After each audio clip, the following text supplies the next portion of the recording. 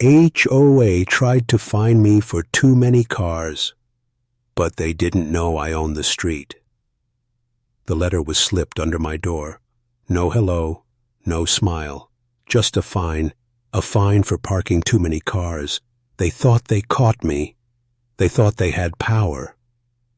The HOA president stood across the street with her little clipboard, counting my driveway like a crime scene. She didn't know the truth. She didn't know the paper in my drawer, the one that could end her power in 1 second, and when I revealed it, the entire board went silent, because the street they ruled over was never theirs to begin with. Welcome back to HOA Stories. My name is Daniel. I'm 34 years old. I live in a quiet American suburb that looks perfect on the outside, but behind the fences and green lawns, nothing is what it seems. I work in real estate. I know the value of land better than anyone here, and when the HOA came after me for something as petty as cars in my driveway, they didn't realize who they were messing with. This is my story. I still remember that morning.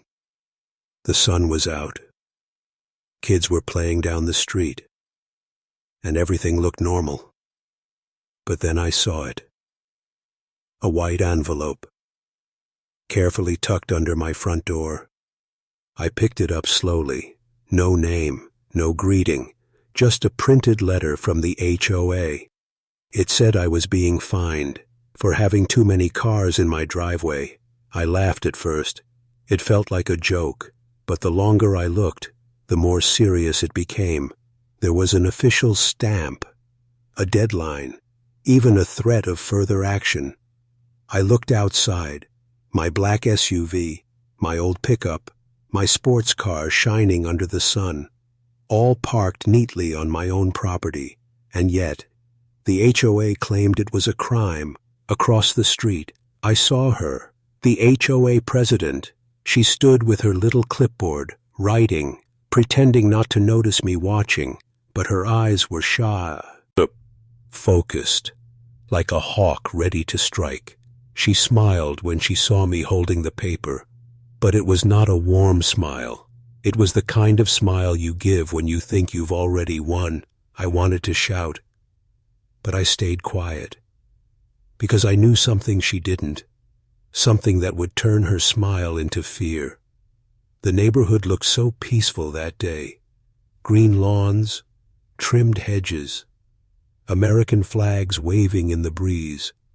But under that surface was a war of control and power, a war between neighbors who pretended to be friends. The letter said I had 7 days to fix the violation, 7 days to move my cars, or face daily fines. Imagine that, daily fines for parking cars on my own driveway. I folded the paper slowly. And in that moment, I decided I was not going to move a single car. I walked back inside, placed the letter on my kitchen table, and opened a drawer. Inside was another paper, not from the HOA, but from the county office, a paper that told a very different story, but I didn't reveal it, not yet, because timing was everything. Later that evening, I heard a knock.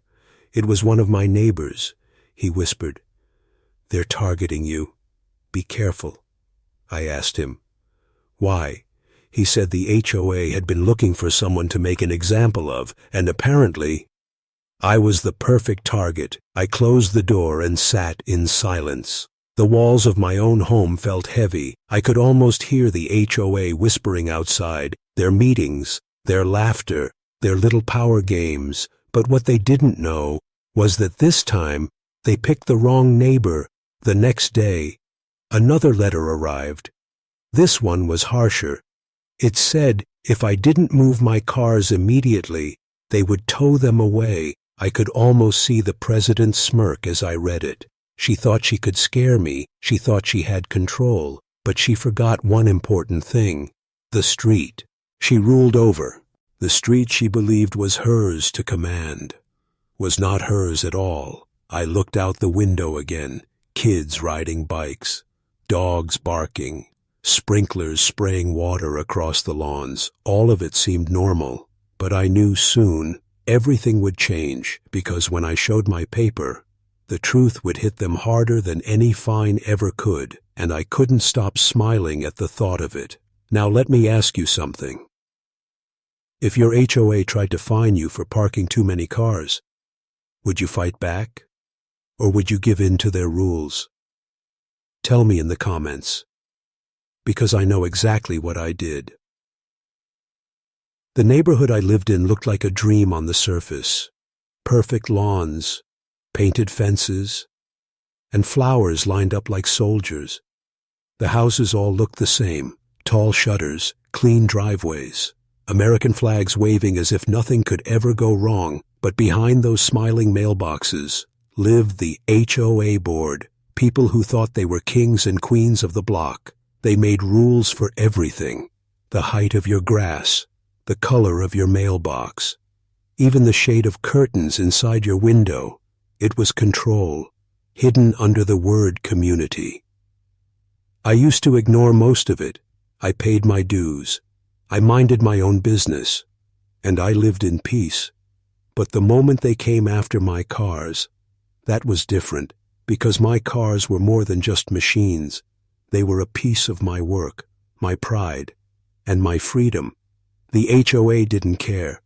To them, every car was a problem, every neighbor was a suspect, and every small rule broken was a chance to flex their power.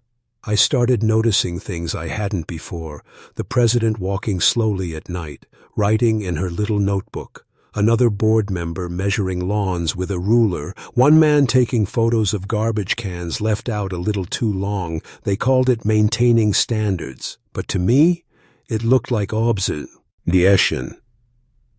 I realized something important. This was not about peace. This was about control. The board wanted everyone small, silent, obedient, and they expected me to be the same. But I was not like the others. I had something they didn't: knowledge, patience, and a piece of paper they would never see coming. Still, I stayed quiet. I watched them. I let them believe they were winning, because sometimes the best revenge is silence before the strike. Every letter they sent me, every fine they printed, I kept them stacked on my desk like trophies, proof of their arrogance, proof of their mistake. And every time I saw their faces, every fake smile, every nod of fake friendship, I thought to myself, if only they knew the truth hiding right under their feet. Now let me ask you this. Have you ever had a neighbor or an HOA board that acted like they owned you? And if yes, how did you deal with them? Did you stay silent, or did you fight back? It didn't take long before the HOA made their move. One morning, I stepped outside with my coffee and saw her again, the president, standing across the street with her clipboard, her pen tapping against the paper, her eyes locked on my driveway. She wasn't alone this time. 2 board members stood beside her, pointing at my cars, whispering like they had caught a criminal. It was a show, and I was the star of their little play. I called out, "Is there a problem?" She smiled that same cold smile and said, "Yes, you have too many cars. This is against the rules." I looked at her, then at my driveway. Every car parked straight, not blocking anyone, not spilling into the street. It was my property, my space, my right. But to them, it was a violation. She raised her clipboard like a weapon. Her pen moved fast, scratching notes like she was carving them into stone. Oh, ni SUV, 1 pickup, 1 sports car. She counted them out loud, as if saying it made her more powerful. Neighbors started peeking through curtains. Some stood at their doors pretending to water plants, just to watch the scene. Whispers traveled down the block. It felt less like a neighborhood and more like a courtroom. I stayed calm, because anger was what she wanted. She wanted me to snap, to yell, to give her more power instead. I asked her one thing. Whose street do you think this is? For a moment, her smile froze. Then she laughed softly and turned away. But I could see the fire in her eyes. This was not the end. It was only the beginning. That night, another letter came, thicker, harsher, threatening daily fines until the cars were gone. They thought they were pushing me into a corner, but what they didn't know was that the tighter they pushed, the harder the truth would hit them. I folded the letter and placed it with the others on my desk, and I thought to myself, they see cars, they see a violation, but they don't see what I really own. Now tell me, if someone stood outside your home, counting your cars, treating you like a criminal on your own driveway, what would you do in that moment? Would you bow to their rules, or would you stand your ground? The letters didn't stop. Every day when I opened my mailbox, there was another one waiting, each one harsher than the last, each one written like a threat, not a request. One said I would be fined $50 a day until the cars were removed. Another warned that the HOA had the right to tow unauthorized vehicles from my own driveway unauthorized. That word echoed in my head. How could my own cars, on my own land, be unauthorized? The neighbors started talking louder. Some shook their heads when I passed by. Others avoided me completely, like I was already guilty of some crime. I could feel the weight of eyes on me every time I parked. It wasn't just about cars anymore. It was about control, about making me bend. The HOA president seemed to enjoy the show. She walked past my house slowly, staring at my driveway like it was her personal battlefield. Sometimes she didn't even hide it. She'd stand with her phone, snapping photos, sending them to whoever was on her little committee. But here's the thing. The more pressure they put on me, the calmer I became, because I knew something they didn't, and when the time was right, that truth would shatter them. Still, I won't lie. The pressure was real. The idea of waking up one morning and finding my cars gone, towed away without warning. It made my stomach twist. But then I looked at that paper in my drawer, the one that proved who really held the power here, and I smiled again. I decided to wait, to let them believe they were winning, to let them stack letter after letter, fine after fine, because when I revealed my truth, it wouldn't just clear me, it would destroy their entire game. And so I parked my cars proudly. One SUV, one pickup, one sports car shining under the sun, each one a silent message to the board. You don't own me, and you never will. Now let me ask you this. If you kept finding threatening letters in your mailbox every single day, would you keep fighting back, or would you finally give in just to get some peace? The night of the HOA meeting finally came. The room was small, plain white walls, folding chairs lined up in rows, but it felt like a courtroom. And I was the only one on trial. The president sat in the center, clipboard in hand, like it was a crown. The rest of the board surrounded her, faces smug, waiting to watch me bend. Neighbors filled the back rows, whispering, curious. Some wanted drama, others wanted blood. The president cleared her throat. She read my violations out loud, one by one. Her voice was sharp.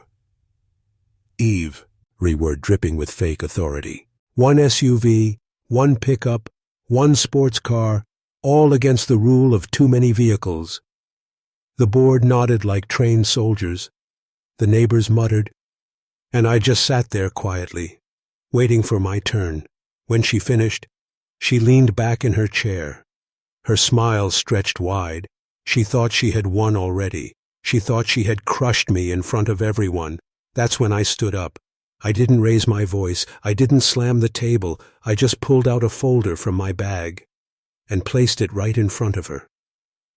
The room fell silent. She looked at me, then down at the paper. Her smile flickered, then cracked, because in that folder was the deed, the county record, the legal truth. I didn't just own my house. I owned the entire street, every inch of pavement they claimed as theirs, every curb they thought they controlled. It was mine, signed, sealed, undeniable. The board stared in shock. The whispers in the room turned into gasps.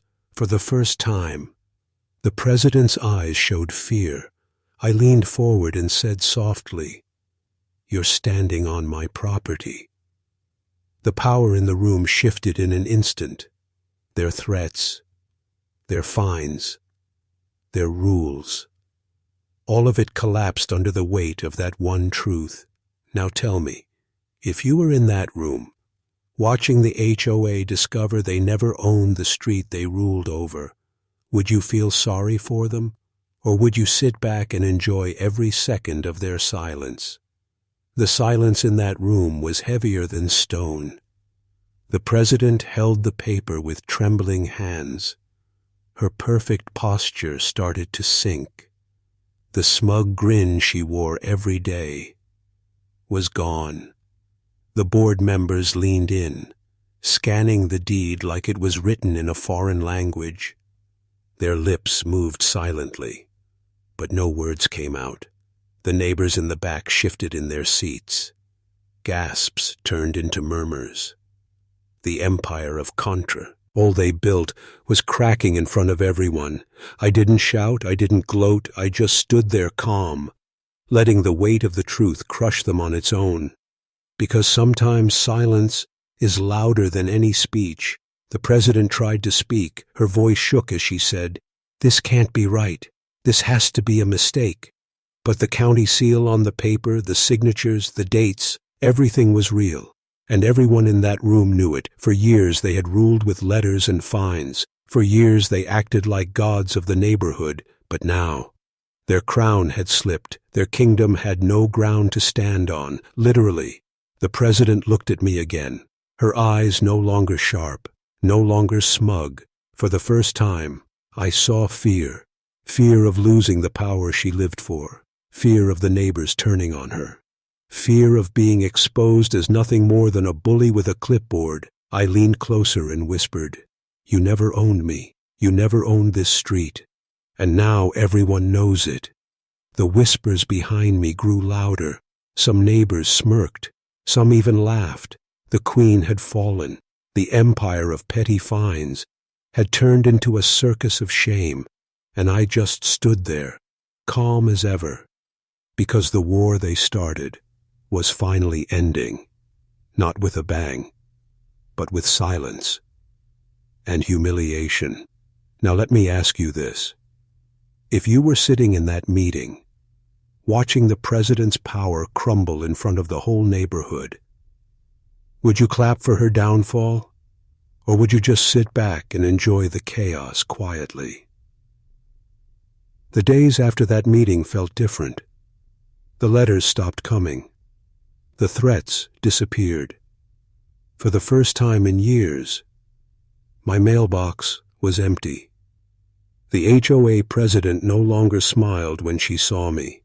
She didn't walk past my house anymore. Her clipboard was gone. Her power vanished with it.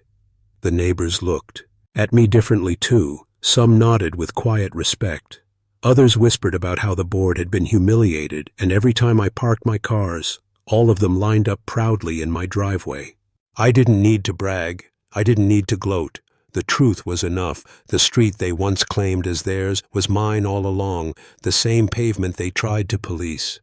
They now drove over every single day, and each time their tires touched the road, they were reminded of the one thing they could never take away: control. I still see the president sometimes. Her eyes don't glare anymore. They avoid me. Because deep down, she knows the game is over. And as for me, I enjoy the quiet. I enjoy the peace of knowing I won. Not by shouting, not by fighting, but by letting the truth speak louder than any fine ever could.